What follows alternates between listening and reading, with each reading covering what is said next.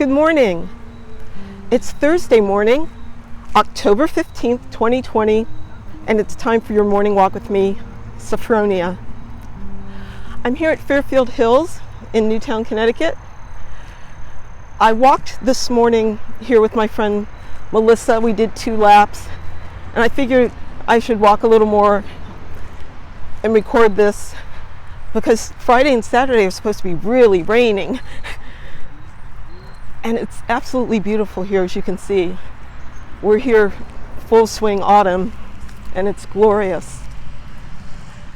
So today I wanted to talk about joy. And I feel like that conversation is happening a lot, but it hit home for me while I was watching the NBA finals. Did you see that commercial? It had a split screen with Anthony Davis from the Los Angeles Lakers and Jimmy Butler from the Miami Heat. And it just showed them playing around. You know, Jimmy Butler was bouncing a basketball off his head and trying to make a basket that way. And you also see him dancing in the commissary while he's getting his pancakes. So this commercial, it was for a beer of some kind, but it had this wonderful tagline. It said, "It's not worth it if you don't enjoy it."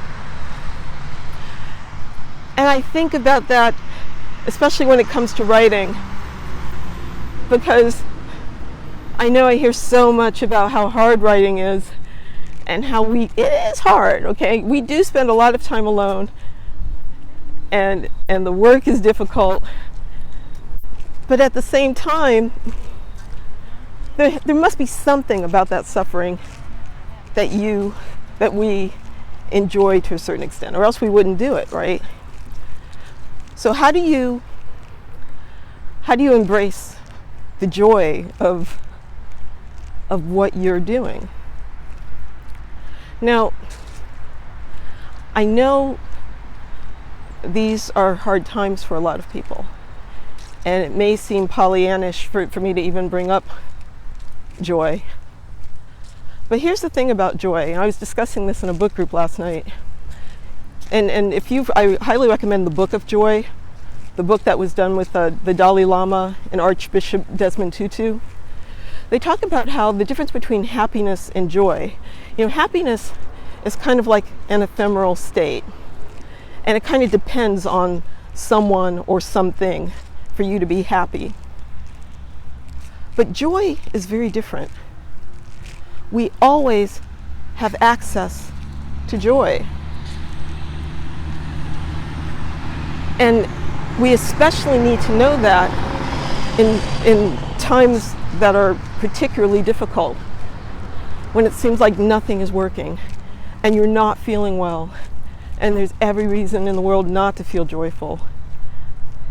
How do you come back to the state to find just a little bit of joy?